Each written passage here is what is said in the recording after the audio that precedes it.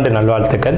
அதாவது நம்ம தமிழர்கள் தமிழ் புத்தாண்டை தான் நம்ம வந்து விசேஷமாக கொண்டாடணும் அப்படின்ற ஒரு அமைப்பில் வந்துட்டு இந்த தமிழ் புத்தாண்டு அப்படிங்கிறது வரக்கூடிய ஏப்ரல் 14 தொடங்க இருக்குது. நம்மளுடைய தமிழர்களுடைய ஒரு பண்பாட்டில், நம்மளுடைய கணித முறைகளில், நம்மளுடைய சாஸ்திர முறைகளில் முன்னோர்கள் வகுத்து கொடுத்தது எது அப்படின்னு கேட்டிங்கன்னா சித்திரை 1 தான் நமக்கு தமிழ் புத்தாண்டு. பிறக்க போகிற தமிழ் புத்தாண்டு இந்த சித்திரை 1 அப்படிங்கிறது விஸ்வாசு வருடம். அதாவது 60 வருடங்கள் தமிழருக்கு பிரபவ விவ சுக்ல பிரமோத்துத பிரமோத்பத்தி ஆங்கிரச ஸ்ரீமுக பவ யுவ தாது ஈஸ்வர வெகுதானியா அப்படின்ட்டு 60 வருடங்கள் தமிழ் வருடங்கள் கொடுக்கப்பட்டிருக்கு. அதில் 39வது வருடமானது விஸ்வாசு வருடம். இந்த வருடத்தை நோக்கி தான் நம்ம அடியெடுத்து வைக்கிறோம். நம்ம தமிழர்களுடைய கலாச்சாரப்படி பல்வேறு மதங்களும் பல்வேறு இனங்களும் பல்வேறு கலாச்சாரங்களும் இருந்தாலும் இந்த உலகத்தினுடைய ஆதி கர்த்தா, ஜோதிட சாஸ்திரத்தினுடைய ஆதி கர்த்தா அப்படிங்கிறவங்க தமிழர்கள் தான். அப்படிங்கிறதுல எல்லளவு கூட மாற்றம் இல்லை அப்படிங்கிறத நீங்கள் நல்லா புரிஞ்சுக்கணும். இந்த உலகத்துக்கு சாஸ்திரத்தையும் நாள்காட்டியும் வான சாஸ்திரத்தையும் தொகுத்து கொடுத்தவங்க யாருன்னு கேட்டால் நம்ம தமிழர்கள். நம்ம தமிழ் புத்தாண்டை நம்ம மற்றவங்களுக்கு கொடுத்துட்டு மற்றவங்களுடைய கேலண்டர் எடுத்து நம்ம பயன்படுத்திக்கிட்டு இருக்கோம். இது மிகப்பெரிய ஒரு தவறு. இந்த இடத்துல நம்மளுடைய தமிழ் புத்தாண்டை நம்ம பின்பற்றணும்னு சொல்லி ஒரு வேண்டுகோளை நம்ம வச்சுட்டு இந்த தமிழ் புத்தாண்டு எப்படி இருக்குது அப்படிங்கிற அமைப்பையும், தமிழ் புத்தாண்டு என்ன, தமிழ் புத்தாண்டுடைய சிறப்புகளையும் நம்ம வந்து பேசுவோம். நாள் என் செய்யும் வினைதான் என் செய்யும் என்னை நாடி வந்த கோள் என் செய்யும் கொடுங்கூற்று என் செய்யும் கூரேசர் இருந்தாலும் சிலம்பும் சதங்கையும் தண்டையும் சண்முன் தோளும் கடம்பும் என் கண்முன் வந்து தோன்றினேன். அதாவது நம்மளுடைய தமிழ் கடவுள் அப்படிங்கிறவர் முருகன் தாங்க. அகத்தியருக்கு தமிழை கற்றுக் கொடுத்தவர் யாருன்னு கேட்டிங்கன்னா முருகன் தாங்க. முருகன் தான் தமிழ் கடவுள். அதாவது அவருடைய பிறப்பு வேணால் நம்ம வந்து சிவன் பார்வதி அப்படி இப்படின்னு நம்ம சொல்லலாம். ஆனால் தமிழுக்கென்ற ஒரு கடவுள், தமிழினுடைய ஆதி கர்த்தா அப்படிங்கிறவங்க யாருன்னு கேட்டிங்கன்னா முருகன் தான். ஸோ அதனால் நம்ம முருகனை வணங்கி நம்ம இந்த பதிவை தொடர்வோம். சித்திரை 1 அப்படிங்கிறது ஏப்ரல் 14 ஆங்கில கணக்குப்படி. ஆங்கில கணக்கை தயவு செஞ்சு யாரும் எடுத்துக்க வேணாம். ஆங்கில நாள்காட்டி தவறானது தான். இது வந்து நம்ம சவால்கிட்டே சொல்லலாம். ஒரு 15 நாட்கள் ஆங்கில நாட்காட்டியில் காணாமல் போய் அதை தேடி கண்டுபிடிச்சி அதுக்காக நாட்களை திருத்தின ஒரு வரலாறு நம்ம வரலாறு இருக்குது. நல்லா தெரிஞ்சுக்கோங்க. இன்னையிலேருந்து இன்னும் நூற்றுக்கணக்கான வருடங்களுக்கு கிரகணத்தை ஆதி காலத்திலே குறித்து வச்சுருக்காங்க நம்ம முன்னோர்கள். ஸோ அப்படிப்பட்ட நம்மளுடைய தமிழ் வருடப்பிறப்பான விஸ்வாச வருடப்பிறப்பு எப்படி நடக்குது அப்படின்னு பார்த்தீங்கன்னா, திங்கட்கிழமை அன்னைக்கு பிரதமை திதியில் சுவாதி நட்சத்திரத்தில் வஜ்ரம் நாமயோகத்தில் கௌளவ கரணத்தில் பிறக்க இருக்குது. இந்த சித்திரை 1 தாங்க கேரளாவில் ஐயப்பனுக்கு நடை திறப்பு முதல்ல நடக்கக்கூடிய நாள் அப்படின்னா சித்திரை விசு அப்படின்னு சொல்லுவாங்க. விசு அப்படின்னா சமப்படுத்துதல் அப்படின்னு பேர். சித்திரை விசு அப்படிங்கிறத கேரளாவில் விசேஷமாக கொண்டாடுறாங்க. ஏன்னா நம்மகிட்டேருந்து பிழிஞ்சு போன ஒரு மொழி வந்து மலையாளம் அப்படிங்கிறது. சரி, விஸ்வாசு வருடத்துக்கு நம்ம முன்னோர்கள் என்ன விளக்கம் கொடுத்துருக்காங்க அப்படின்னா, விஸ்வாசு அப்படின்ற சொல் வந்துட்டு நேர்மை, நீதி, செல்வம் அப்படின்னு உயர்ந்த ஒரு அர்த்தத்தை வச்சுருக்காங்க. நம்மளுடைய தமிழ் மொழிக்கு நம்ம தமிழ்லேயே அர்த்தங்கள் தேட வேண்டிய ஒரு காலகட்டம் வந்தாச்சு. சரி, இந்த விஸ்வாசு வருடம் அப்படிங்கிறது நேர்மை, நீதி, செல்வம் அப்படிங்கிற ஒரு அர்த்தத்தில் வருது இந்த சொல் அப்படிங்கிறது. இந்த விஸ்வாசு வருடத்துக்கு உண்டான பலன்களாக நம்ம முன்னோர்கள் என்ன சொல்லியிருக்காங்க அப்படின்னு பார்த்தீங்கன்னா, விஸ்வாசு வருடம் தன்னில் வேளாண்மை ஏறும், பசுமாடும் மாடும் பழிக்கும், சிசு நாசம், மறையோர்கள் வாழ்வார்கள், மாதவங்கள் மீறுமே, மற்றுலகில் உண்டு மலை அப்படின்னு சொல்லியிருக்காங்க. மற்றுலகில் உண்டு மலை அப்படின்னு முடிக்கிறாங்க. இதனுடைய அர்த்தம் என்னன்னு கேட்டிங்கன்னா, இந்த வருடம் விஸ்வாசு வருடம் அப்படிங்கிறது ஒவ்வொரு 60 வருடங்களுக்கு ஒரு முறை 39 ஆண்டாக பிறக்கக்கூடிய இந்த விஸ்வாசு வருடமானது வருகின்ற காலகட்டத்தில் எல்லாம் வேளாண்மை உயரும் அப்படின்னு சொல்லியிருக்காங்க. பசு மாடும் பழிக்கும் அப்படின்னா நம்மளுடைய பசுமாடுகள் அப்படிங்கிறது நல்ல ஒரு முன்னேற்றத்தை அடையும். மாடு ஆடுகளுக்கு ஒரு நல்ல தீவனங்கள் கிடைத்து அதுவும் நல்ல செழித்து வரும். ஆதி காலத்தில் வந்து மாடை தான் செல்வமாக குறிப்பிட்டிருக்காங்க. இன்றைக்கி வந்து பணம் அப்படின்ற ரூபாய் தாள்களை நம்ம வந்து பணமாக குறிப்பிட்றோம். ஒரு முன்னோர்கள்லாம் வந்து மாடு எவ்வளோ இருக்குது, மாட்டினுடைய அந்த குப்பை வந்து வேஸ்ட்டெல்லாம் எங்கே ஒரு மனிதன் வந்து எங்கே சேகரிக்கிறானோ அதை போய் முதல்ல பார்ப்பாங்கங்க. அதை வச்சு தான் அவனுடைய செல்வம் என்னன்றதை குறிப்பிட்டு பொண்ணு கொடுக்குறதா இருக்கட்டும், பொண்ணு எடுக்கிறதா இருக்கட்டும், இதெல்லாம் நம்முடைய மரபில் இருந்து வந்த ஒரு விஷயம்.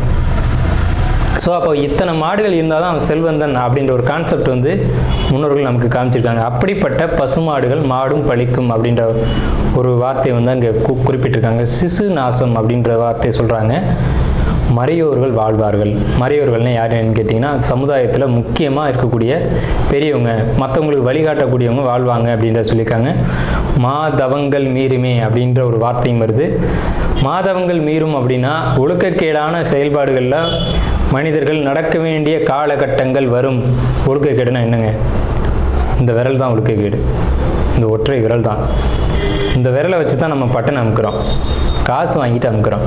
இதுதான் மாதவங்கள் மீறுமே அப்படின்றது. ஸோ அந்த மாதிரிலாம் இல்லாமல் மனசாட்சிக்கு துரோகம் செய்யாமல் யார் நீதி பரிபாலனம் செய்வாங்க அப்படின்றத தெரிஞ்சு சரியான வாக்களித்து நல்ல தலைவனை தேர்ந்தெடுக்க வேண்டிய காலகட்டங்கள் அப்படிங்கிறத இங்கே மறைமுகமாக இந்த விசுவாச வருடத்தினுடைய வெண்பா பாடல் அப்படிங்கிறது நமக்கு சுட்டி காட்டுது.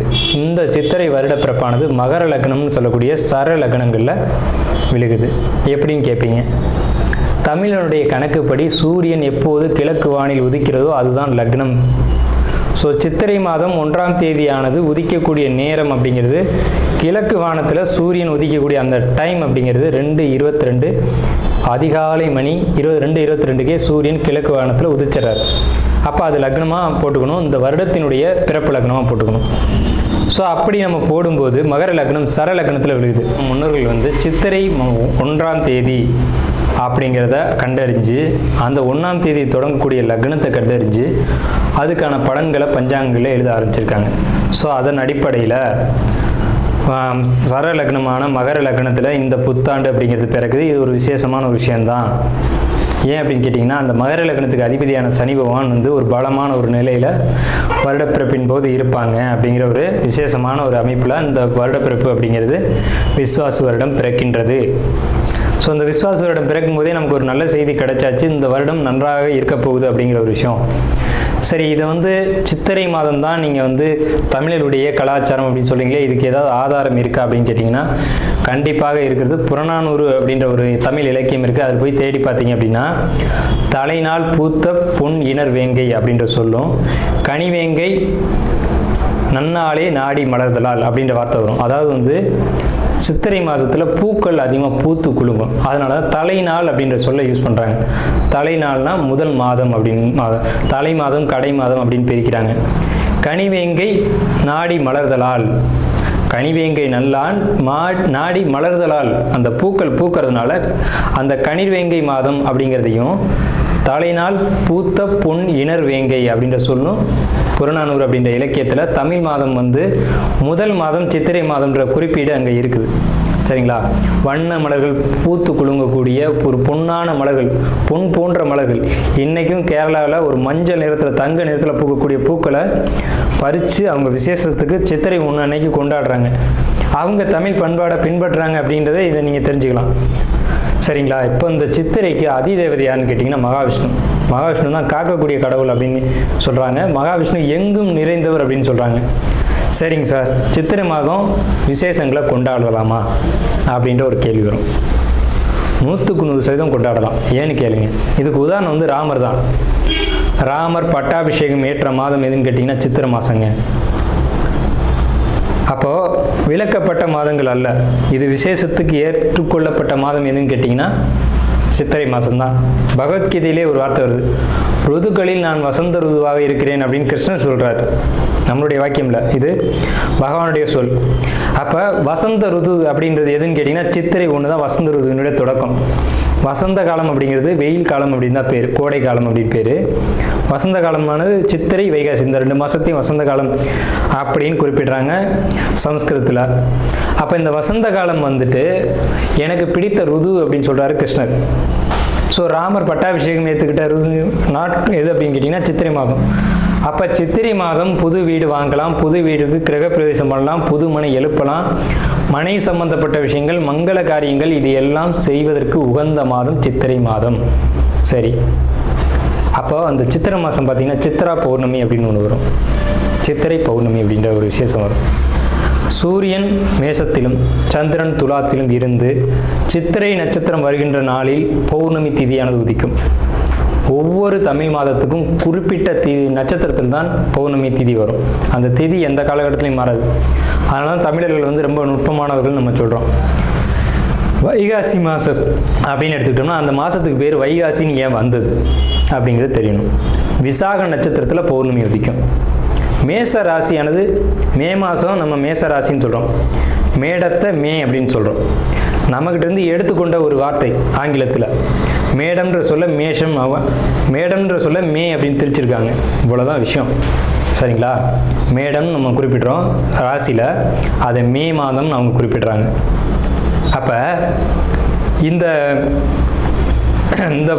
பருவ காலத்தில் மே மாதம் வரக்கூடிய இந்த சித்திரை நட்சத்திரத்தில் தான் சித்திரை மாதம் பௌர்ணமி உதிக்கும். முழு நிலா, பெரிய நிலா உதிக்கும். சந்திரன் வந்து ரொம்ப பிரகாசமாக இருக்கக்கூடிய பௌர்ணமி திதியானது முதல்ல உதிக்கிற மாதம் சித்திரை மாதத்தில் தான் அவ்வளோ முழு நிலாவாக ஒலிக்கும். இந்த சித்ரா பௌர்ணமி அப்படிங்கிறது சித்திரகுப்தனுக்கான விசேஷ நாள். சித்திரகுப்தன் யாருங்க? யமனுடைய பிஏ, யமனுடைய கணக்காளி, யமனுடைய பணியாளர். இவரை வந்து இந்த மாதத்தில் விசேஷமாக கொண்டாடுறாங்க.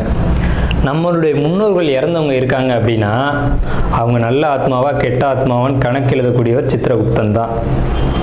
அந்த கணக்கு அவர் எழுதுறதுனால தான் சித்ரா பௌர்ணமி அன்னைக்கு நம்ம முன்னோர்களை கொண்டாடி விசேஷமாக வழிபாடு செய்கிறோம். தை 1 தமிழ் புத்தாண்டுன்னு கொண்டு வந்தாங்க. அதை முழுமையாக ஒரு வருடம் கூட அவங்களால கடைபிடிக்க முடியல. இன்னொரு வரைக்கும் அதுக்கான சரியான கணக்கீடுகளை அவங்களால கொடுக்க முடியலை. வார்த்தைக்கு தை 1 தான், இது வந்து நாங்கள் ஆதாரத்தை கண்டுபிடிச்சிட்டோம், எங்கள்கிட்ட இது இருக்குது அது இருக்குது அப்படின்லாம் சொன்னாங்க. ஆனால் ஒரு தெளிவான ஒரு விஷயத்தை அவங்களால கொடுக்க முடியல. அதுக்கான ஒரு காலண்டரையோ நாட்காட்டியோ அவங்களால கொடுக்க முடியல. சித்திரை 1 தான் தமிழர்களுக்கான புத்தாண்டு. அந்த புத்தாண்டை விசேஷமாக கொண்டாடணும். எப்படிலாம் கொண்டாடலாம் சார்? எப்படி கொண்டாடலாம்? சித்திரை மாதத்துக்கு முத நாளே அதுக்கு நம்ம தயாராகணும். நம்மளுடைய பாரம்பரிய உடைகளை அன்றைக்கி அணியணும். என்னது நம்ம பாரம்பரிய உடை அப்படின்னு கேட்டிங்கன்னா, தும்பப்பூ மல்லு வேட்டின்னு கேள்விப்பட்டிருப்பீங்க. மல்லு வேட்டி வந்து தும்ப நிறத்தில் தாங்க இருக்கும். தமிழருடைய உடை அப்படின்னு எடுத்துக்கிட்டிங்கன்னா, நம்ம வந்து வெயிலில் இருக்கக்கூடியவங்க, விவசாயம் பண்ணக்கூடியவங்க, உழைக்கக்கூடியவங்க, நமக்கு வந்து மல்லு வேட்டி தான் ஒத்து வரும். இந்த இப்போ கலாச்சாரம் மாறிடுச்சு, என்னென்னவோ உடைகள் அணிகிறாங்க. அதெல்லாம் நமக்கான உடை கிடையாது. தும்பப்பூ மல்லு வேட்டி தான் நமக்கான உடை. அப்போ இந்த மல்லு துணியை தான் நம்ம வஸ்திரத்தை அணியணும். மேல் சட்டை போடக்கூடிய வழக்கம் நம்மளுடைய கலாச்சாரத்தில் கிடையாது. அப்படி போடுறது ரொம்ப தவறான விஷயம். நம்ம தவறான விஷயத்தை நோக்கி போய்கிட்டுருவோம். ஒரு ஊசியில் குத்தி ஒரு துணியை நெஞ்சு நீங்கள் போட்டிங்கன்னா நீங்கள் தமிழர்களே கிடையாது. உறுதியாக சொல்லுவேன். வெறும் துணியை நூலில் கோக்காமல் அணிகிறவன் தான் உண்மையான தமிழன். இதை மறுத்து பேசவே முடியாது. இதுதான் உண்மையான வரலாறு. அதாவது ஒரு துணியை எடுத்து அப்படியே உடலில் சுற்றிக்கணும், அவன் தான் தமிழன். மேல் அங்கம் வந்து வஸ்திரம்ன்ற துண்டும், அது எவ்வளோ பெருசாக வேணாலும் இருக்கலாம், அது சின்னதாக வேணாலும் இருக்கலாம். அது அவங்களுடைய வசதியை பொறுத்தது. ஆனால் சுத்தமான மல்லுவாக இருக்கணும். மல்லுன்றது பருத்தி நூலால் செய்யப்பட்டது. நம்ம வந்து பருத்தியை உற்பத்தி செய்யக்கூடியவங்க. நம்ம நிலத்தில் தான் பருத்தி உற்பத்தி ஆகும். அதுக்கான சரியான மண் வந்து தமிழர்களுடைய மண் தான். உலகத்துக்கே ஆடையும் சாஸ்திரத்தையும் கற்றுக் கொடுத்தவங்க யாருன்னா தமிழன் தான். ஸோ இந்த மாதிரி பாரம்பரிய உடைகளை அணிஞ்சு நம்ம விசேஷத்தை கொண்டாடணும். பச்சடி செய்வாங்க அன்னைக்கு, சித்திரை 1 அன்னைக்கு பச்சடி செய்வாங்க. இன்றைக்கெலாம் யாருமே செய்யறதில்ல. வேப்பம்பூ பச்சடி, மாங்காய் பச்சடி இதெல்லாம் செய்வாங்க. அது ரொம்ப இனிமையாக இருக்கும். வேப்பம்பூ எப்படி சார் இனிமையாக இருக்கும்? செய்வாங்க சார், அதை இனிப்பாக செய்ய முடியும். பச்சடி செய்வாங்க. அன்னைக்கு அந்த உணவை எடுத்துக்கணும். வேப்பம்பூ ரசம்லாம் வச்சு அன்றைக்கி சாப்பிடுவாங்க. அவ்வளோ ருசியாக இருக்கும். அந்த நாளில் அந்த உணவை தான் எடுத்துக்கணும்னு நமக்கு முன்னோர்கள் சொல்லியிருக்காங்க. அதை தவிர்த்து நீங்கள் போகிறது அப்படிங்கிறது ஒரு சிறப்பான விஷயம் கிடையாது. சரி, நம்ம வந்து இந்த 39ஆவது ஆண்டில் இருக்கோம். கலியுகாதி வருஷம் 5127ஆவது ஆண்டு இந்த விசுவாச வருடம் பிறக்குது. இந்த ஆண்டினுடைய ராஜா மந்திரி அப்படிங்கிறது சூரியன். இந்த ஆண்டினுடைய ராஜா மந்திரி அப்படிங்கிறது சந்திரன். அர்க்காதிபதி சூரியன், மேகாதிபதி சூரியன், சஸ்யாதிபதி குரு, சேனாதிபதி சூரியன், ரசாதிபதி சனி. இந்த ஆண்டினுடைய ராஜா அப்படின்னு சொல்லக்கூடியவர் சந்திரன் பலமாக இருக்காங்க. இந்த ஆண்டு தொடக்கத்திலே பலமாக இருக்காங்க. சனி பலமாக இருக்காங்க. சூரியன் பலமாக இருக்காங்க. சூரியன் எப்போவுமே வருஷ ஆண்டு பிறப்பு அப்படின்னாலே சூரியன் பலமாக தான் இருப்பார். அது என்ன ஸ்பெஷல்னு கேட்டிங்கன்னா, அந்த வீடு வந்து எந்த ஒரு பலகீனமும் அடையாமல் இருக்குது. மேசராசி.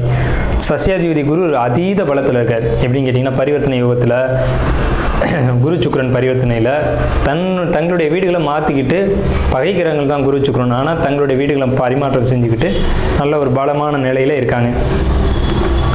இந்த வருஷம் மழை வந்து ரொம்ப அற்புதமாக பெய்யும். சகல ஜீவராசிகளுக்கும் உணவுகள் தட்டுப்பாடு இல்லாமல் கிடைக்கும். ரொம்ப பெரிய ஒரு அற்புதமான விஷயம். அன்னதானங்கள், கோயில் விசேஷங்கள் சிறப்பாக நடக்கும். ஆனால் அந்த புனித யாத்திரைக்குள் போகக்கூடியவங்களுக்கு இந்த விஸ்வாச வருடம் அவ்வளோ சிறப்பாக இல்லை. அங்கே சில நெருக்கடிகள், தொந்தரவுகள் இருக்கலாம் அப்படின்ற ஒரு சின்ன மைனஸ் மட்டும்தான் இருக்குது. அதே நேரத்தில் உணவு உற்பத்திகள் அப்படிங்கிறது அதிகரிக்கும். மழை நல்லா பொழியும். அணு ஆயுத உற்பத்திகள் அதிகமாக இருக்கும். ஆயுதங்கள், இரும்பு, எஃகு போன்ற விஷயங்களுடைய உற்பத்தி அதிகரிக்கும். மருத்துவத்தில் இந்திய தேசம் முதலிடத்தை வகிக்கும். வட மாநிலங்களில் வெள்ள பாதிப்புகள் ஏற்படும். மின்சார தடைகள் அடிக்கடி ஏற்படும். பேட்டரி வாகனங்கள் அதிகரிக்கும். பெரும்பாலும் இந்த பெட்ரோலியம் சம்மந்தப்பட்ட வாகனங்கள் அப்படிங்கிறது குறையும். தங்கம், வெள்ளி உளைச்சல் அப்படிங்கிறது உச்சத்தை அடையும். விலை உச்சத்தை அடையும். தங்கம், வெள்ளியை பொறுத்த வரைக்கும், ஆபரணங்களை பொறுத்த வரைக்கும் விலை உச்சத்தை அடையும். ஆனால் விலையும் அதிகம் அடையும் போதெல்லாம் அந்த விற்பனையும் அதிகமாகும். நல்ல லாபங்கள் கிடைக்கும். அதிகமாக தங்க நகைகளை வாங்கி அணியக்கூடியதும் சேமிக்கக்கூடியதும் இந்த ஆண்டு மக்கள் செய்வாங்க. சுரங்கம், பெட்ரோலியம், கிணறு இதை பொறுத்த வரைக்கும் விபத்துக்கள் ஏற்படுத்தி கொண்டே இருக்கும். பெண்களுக்கு அவமரியாதைகளும் பாலியல் தொந்தரவும் நடைபெறும். இது ஒரு மைனஸ் தாங்க. பூச்சி, கருவண்டு இந்த மாதிரியான விஷயங்கள் அதிகரிக்கும். வெங்காயம், தக்காளி, பூண்டு, மாங்காய், புளி இதனுடைய உற்பத்தியும் அதிகமாக இருக்கும். விலையும் அதிகமாக இருக்கும். மனிதர்களுக்கு இந்த நடைப்பயணம் போகக்கூடியவங்களுக்கு மட்டும் கொஞ்சம் தொந்தரவுகள் இருக்குங்க. இது இந்த ஆண்டினுடைய பலனாக இருக்குது. இந்த ஆண்டு எப்படி கொண்டாடணும் அப்படின்றத பற்றி நம்ம பேசணும், சரிங்களா? அப்போ அந்த நாளில் புத்தாடைகள் அணிஞ்சு விசேஷமாக நம்ம அதுக்கு முத நாளே தயாராகிடணும். சித்திரை கனி காணுதல் அப்படின்னு சொல்லுவாங்க. சித்திரை கனி காணுதல் தமிழர்களுடைய ஒரு மரபான பண்பாடு. இந்த சித்திரை மாதத்துக்கு முத நாளே அதுக்கான ஏற்பாடுகள்லாம் செஞ்சு வச்சுட்டு நீங்கள் அடுத்த நாள் புத்தாண்டு பிறக்கும்போது அந்த சித்திரை கனி காணுதலோடு நீங்கள் தொடங்குனீங்க அப்படின்னா இந்த புத்தாண்டு ரொம்ப பெரிய விசேஷத்தை உங்களுக்கு கொடுக்கும். நீங்கள் 12 ராசிகளில் எந்த ராசியில் பிறந்திருந்தாலும் உங்களுக்கு ஏற்றம் தான் அப்படிங்கிறதுல மாற்றுக்கிறதுக்கு இடமில்லை. 12 ராசிகளுக்கும் யோகத்தை கொடுக்கக்கூடிய ஒரு ஆண்டு தான் இந்த சித்திரை புத்தாண்டு பிறப்பு, விஸ்வாச வருட பிறப்பு. விஸ்வாசு அப்படின்னாலே விஸ்வாசம் அப்படின்ற சொல்ல ஒரு தெரிந்த சொல்ல தான் நம்ம பார்க்குறோம். நேர்மையாகவும் மக்கள் செயல்படுவாங்க, நீதியோடு நடந்துக்குவாங்க. நீதி என்னன்றது தெரியும். தலைமையில் இருக்கக்கூடியவங்களுக்கு கொஞ்சம் தொந்தரவுகள் வரும். தலைமை அப்படின்னா உங்களுக்கு தெரியும், அரசாங்கத்தில் அரசியலில் இருக்கக்கூடியவங்களுக்கு தொந்தரவுகள் வருது அப்படிங்கிறதெல்லாம் மாற்றுக்கிறதுக்கு இடமில்லை. இதை பலர் சொல்லலாம், பலர் மறுக்கலாம். நடக்கும்போது சில விஷயங்கள் நீங்கள் தெரிஞ்சுக்கிங்க. புத்தாண்டினுடைய பிறப்பானது சிம்ம மாந்தியில் தொடங்குகிறது. அப்போ தலைமையில் இருக்கக்கூடியவங்க யாருன்னு நம்ம குறிப்பிட்டு சொல்ல முடியாது. எல்லாருமே தலைமை தான். அந்த பார்லிமெண்ட்டு, அதே மாதிரி நாடாளுமன்றம், இந்த மாதிரி இடங்களுக்கு போகக்கூடியவங்க எல்லாருமே தலைமை தான். இவங்களுக்கு மட்டும் கொஞ்சம் எச்சரிக்கையாக இருக்கணும் அப்படின்ற காலகட்டம். உடலையும் மனதையும் தைரியமாக பார்த்து கொள்ள வேண்டும் அப்படின்ற காலகட்டம் இந்த விஸ்வாச வருடம். அதே சமயத்தில் நீதி, நேர்மை யாரெல்லாம் கடைபிடிக்கிறீங்களோ உங்களுக்கு இந்த விஸ்வாச வருடம் உங்களை விசுவாசமாக காப்பாற்றும் அப்படிங்கிறதுலையும் மாற்றுக்கிறதுக்கு இடம் இல்லைங்க. ஸோ நம்மளுடைய இந்த வீடியோ பார்த்த அனைவருக்கும் நன்றிகள். சுவாதி நட்சத்திரக்காரங்க, இந்த விஸ்வாச வருடம் என்ன பலன்கள் நடக்கும் அப்படின்னு பார்த்தீங்கன்னா, நண்பர்கள் மத்தியில் பெரிய மதிப்பு மரியாதை கிடைக்கும். சொந்த பந்தத்துக்கு மத்தியிலையும் நல்ல மதிப்பு மரியாதைகள் கிடைக்கும். நீங்கள் ஆசைப்பட்டதெல்லாம் கிடைக்கும். முன்னேற்றத்தை அடைவீங்க. முன்னேற்றத்தை நோக்கி உங்களுடைய பயணம் அப்படிங்கிறது இருக்கும். கண்டிப்பாக குழந்தை இல்லை அப்படின்னு சொல்லக்கூடிய சுவாதி நட்சத்திரக்காரங்களுக்கு நிச்சயமாக குழந்தை உண்டு. ஐவிஎஃப் ட்ரை பண்ணுறவங்களுக்கு நிச்சயமாக குழந்தை உண்டு. குழந்தை இல்லைன்னு இயங்கிருக்கக்கூடிய சுவாதி நட்சத்திரத்துக்கு நிச்சயமாக இந்த விஸ்வாச வருடத்தில் குழந்தை உண்டு. வாழ்க்கையில் மிகப்பெரிய வளர்ச்சியை நோக்கி இந்த காலகட்டத்தில் நீங்கள் போவீங்க. இறைவனை கண்டறிஞ்சவங்க, இறைவனே கதி அப்படின்னு போனவங்க எல்லாம் பார்த்தீங்கன்னா துளாராசி தான். கடவுளே இல்லைன்னு சொன்னவங்களும் துளாராசி தான். ஏன் இப்படி நடக்குது அப்படின்னு பார்த்தீங்கன்னா, இந்த ராசி தான் ராசி மண்டலத்தை 2ஆக பிரிக்கக்கூடிய ராசி. ஸோ அதனால் நீதி, நேர்மை அப்படிங்கிறதுக்கு இந்த ராசிக்கு பஞ்சம் இருக்காது. கரெக்டாக நூல் பிடிச்ச மாதிரி இருக்கணும். இவங்களுக்கு எப்போவுமே கோபம் அதிகம் வரும். ஏன்னு கேட்டிங்கன்னா, இவங்க அந்த நீதி தவறும்போது அதை பொறுமையாக பார்த்து இருக்க மாட்டாங்க. சனி உச்சம் அப்படிங்கிறதுனால பொறுமை அப்படிங்கிறது இவங்களுக்கு கொஞ்சம் பற்றாக்குறையாக தான் இருக்கும். ஆனால் பொறுமையாக இருந்தாங்கன்னா ரொம்ப லைஃப் சூப்பராக இருக்கும் அப்படின்னு கூட சொல்லலாம். இந்த ராசியினுடைய தனித்தன்மை அப்படிங்கிறது எப்போவுமே யாராக இருந்தாலும் பாரபட்சம் இல்லாமல் எல்லாரையும் ஒரே கண்ணோட பார்க்குறது தான் இந்த ராசியினுடைய தனித்துவம் அப்படிங்கிறது. எல்லாரையும் ஒரு கண் கொண்டு பார்க்குறது. இவர் வேண்டியவர், இவர் வேண்டாதவர், இவர் அப்பா, இவர் வேற ஒருவர் அப்படிங்கிறதெல்லாம் இல்லாமல் யார் தப்பு பண்ணாலும் தப்பு, யார் சரி செஞ்சாலும் சரி அப்படின்னு உறக்க சொல்லக்கூடிய எந்த ராசின்னா துலா ராசி தான். சரிங்களா?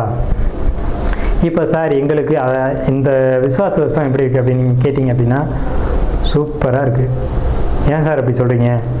உங்கள் ராசிக்கு ஆகாத கிரகம் 3 6 கூடிய குரு, ஆனால் 9ஆம் இடத்துல உட்காந்துருக்கார். ஓடிப்போனவனுக்கு 9ல் குரு, அகப்பட்டவனுக்கு அட்டமத்தில் ராகு அப்படின்னு சொல்லுவாங்க. அப்போ ஓடிப்போனவனுக்கு 9ல் குருனா ஏன் அப்படி சொல்லியிருக்காங்க அப்படின்னா, 9ல் குரு இருந்தால் ராசியை பார்க்கும், ராசிக்கு 3ஆம் இடத்தை பார்க்கும், ராசிக்கு 5ஆம் இடத்தை ஒரே காலத்தில் பார்க்கும். ராசி 3 5 இந்த 3 இடங்களை ஒரே காலத்தில் பார்க்கும்போது அது மிகப்பெரிய நல்ல விஷயங்களை செஞ்சுட்டு போயிடும். என்ன நல்ல விஷயன்றதை பார்ப்போம். முதல்ல தனவரவு. பணம் தானே எல்லாத்துக்கும் முக்கியம். அது துலா ராசிக்கு ரொம்ப முக்கியம் வந்து பணம் தான். ஏன்னா இந்த வீட்டின் அதிபதிய சுக்கிரன் தானே. திடீர் தனவரவு அதிர்ஷ்டமும் இந்த விசுவாசத்தில் உங்களுக்கு தான் உண்டு. கணவன் மனைவி உறவை பொறுத்த வரைக்கும் கொஞ்சம் கான்ட்ராவர்சி அப்படிங்கிறது இருக்கத்தான் செய்யும். இருந்தாலும் பரவாயில்ல அப்படின்ற மாதிரி ஓடிடும். இது வரைக்கும் உங்களுடைய பொருளாதார நிலைகள் கொஞ்சம் தட்டுப்பாடாக தான் இருக்கும். வரவுக்கு மீறி செலவு இருக்கும். குடும்பத்தில் சுபகாரியங்கள் நடந்திருக்கும், அதுக்கான செலவுகள் நீங்கள் மேற்கொண்டிருப்பீங்க. ஸோ இதெல்லாம் கடந்த காலகட்டத்தில் நடந்தது. நல்ல சிந்தனைகள், புதிய முயற்சிகள் இப்போ நடக்கும். அதே மாதிரி புதிய தொழில் முயற்சிகள், புதிய வேலை வாய்ப்புகள் இதெல்லாம் அதிகரிக்கக்கூடும். இதனால் உங்களுக்கு வந்து பார்த்திங்கன்னா எதிர்காலம் அப்படிங்கிறது ரொம்ப பிரைட்டாக தெரியும். எதிர்காலம் பற்றின உங்களுடைய கனவுகள் வந்து பெரிய அளவில் வச்சுக்கிட்டே போவீங்க. அதிர்ஷ்டமான காலகட்டம் தான் அப்படிங்கிறதுல எந்த ஒரு மாற்று கருத்துக்கு இடமில்ல. சாதாரண நிலையிலேருந்து மிக பிரம்மாண்டமான நிலைக்கு உயர போகிறீங்க அப்படிங்கிறதுல மாற்று கருத்துக்கு இடமில்லை. முன்னேற்றத்தை அடைவிக்க நல்ல திறமையும் அந்த திறமைக்கான சரியான வாய்ப்புகள் இந்த காலகட்டத்தில் கிடைக்கும். இப்போ ஒரு குழப்பத்திலேருந்து ஒரு தெளிவு கிடைக்கும். ஏன்னா சந்திரனை குரு பார்க்குறாங்க. ஒரு நாள் குழப்பத்திலேயே போட்டு இதை செய்வோமா வேணாமா செய்வோமா வேணாம் அப்படின்னு நினச்சிட்டு இருந்ததுக்கு பதிலாக இப்போ ஒரு தெளிவு கிடைச்சிக்கும். இதை செய்யலாம் அப்படின்ற ஒரு இறுதியான ஒரு முடிவு வருவீங்க. இடமாற்றங்களும் பயணங்களும் அலைச்சல்களும் உங்களுக்கு உண்டு. அதனால் பாதிப்பு இருக்கா சார் அப்படின்னு கேட்டிங்கன்னா கண்டிப்பாக பாதிப்பு இல்லை. அதனால் நல்ல ஒரு சிறப்பான நிலைக்கு போகக்கூடிய காலகட்டம் தான் உங்களுக்கு வந்துக்கிட்டு இருக்கு. எதிரிகள் இது வரைக்கும் இருந்திருப்பாங்க, இனி இருந்த இடம் தெரியாமல் போயிடுவாங்க. இதுக்கு முன்னாடி எதிரிகளுடைய தொந்தரவு அப்படிங்கிறது இருந்திருக்கும். இனி அந்த பேச்சுக்கு இடமில்லை. சிரமங்கள் எல்லாமே சரியாகும். உங்களுக்கு இந்த விசுவாச வருடம் பொறுத்த வரைக்கும் சந்திரனுக்கு 6ல் சனி, 5ல் ராகு, 11ல் கேது. ஆன்மீக வழிபாடுகளை பொறுத்த வரைக்கும் கொஞ்சம் குறைச்சிக்கோங்க. கோயில்கள் போகிறதுக்காக கொஞ்சம் குறைச்சிக்கோங்க. ஏன்னா சார் எல்லோரும் கோயிலுக்கு போக சொல்லுவாங்க, நீங்கள் போக வேணாம்னு சொல்கிறீங்க அப்படின்னா தற்சமயம் கிரக நிலைகள் அப்படி தான் இருக்குது. கோயிலுக்கு போனால் உங்களுக்கு சில பாதிப்புகள் ஏற்படலாம் அப்படின்ற ஒரு நிலை இருக்குது. ஸோ அதனால் அதிகபட்சம் ஆலய வழிபாடுகளை குறைச்சிட்டு வீட்டிலே இருந்து தியானம், யோகா, மெடிடேஷன் இந்த மாதிரியான விஷயங்களை ஃபாலோ பண்ணுங்கள். அது சிறப்பான ஒரு நல்ல விஷயங்களை ஏற்படுத்தி கொடுக்கும். உங்களுடைய சிந்தனைகளில் ஒரு நல்ல மாற்றங்கள் அப்படிங்கிறது ஏற்படும். நல்ல ஒரு உடல் ஆரோக்கிய மேம்பாடு. இவ்வளோ நாள் உடம்புல பிரச்சனை இருந்தது சார் அதனால் கவலைப்படுதுன்னு அப்படின்ற ஒரு நிலையை கடந்து நீ உடல்நிலைகளை பொறுத்த வரைக்கும் ஒரு நல்ல ஆரோக்கிய மேம்பாடு அப்படிங்கிறது இருக்கும். உங்களுக்கு வயிறு சம்மந்தப்பட்ட விஷயங்களில் பிரச்சனைகள் ஏற்பட வாய்ப்பு உள்ளது. வயிறு அல்லது அடிவயிறு இது சம்பந்தப்பட்ட பாதிப்புகள், செரிமான கோளாறுகள், குடல் வாழ்வு பிரச்சனைகள் இதெல்லாம் ஏற்படுறதுக்கான ஒரு வாய்ப்புகள் உள்ளது. ஏன்னா 5ல் ராகு 6ல் சனி அப்படின்னா இந்த மாதிரியான தொந்தரவுகளை கொடுக்கும் அப்படின்ற ஒரு அமைப்பு இருக்குது. அதே மாதிரி பாத எரிச்சல், பாதத்தில் தொந்தரவு, காலில் பிரச்சனை, கால் வலி அந்த மாதிரியான தொந்தரவுகள் வயதானவர்களுக்கு வரக்கூடும். ஸோ இயல்பாக வாலிபத்தில் இருக்கக்கூடியவங்களுக்கு அந்த மாதிரி தொந்தரவுகள் வராது. மாணவர்களை பொறுத்த வரைக்கும் படிப்பில் கவனம் செலுத்த மாட்டீங்க, ஆனால் படிப்பில் கவனம் செலுத்தணும். படிப்பை தவிர்த்து மற்ற எல்லா விஷயங்களையும் கவனம் போகும். ஷேர் மார்க்கெட்டை பொறுத்த வரைக்கும் லாபங்கள் ஓரளவுக்கு இருக்கும். கடந்த காலகட்டங்கள் மாதிரி இல்லாமல் இனிய லாபங்கள் உங்களுக்கு கொடுக்கும் அப்படிங்கிற ஒரு அமைப்பு இருக்குது.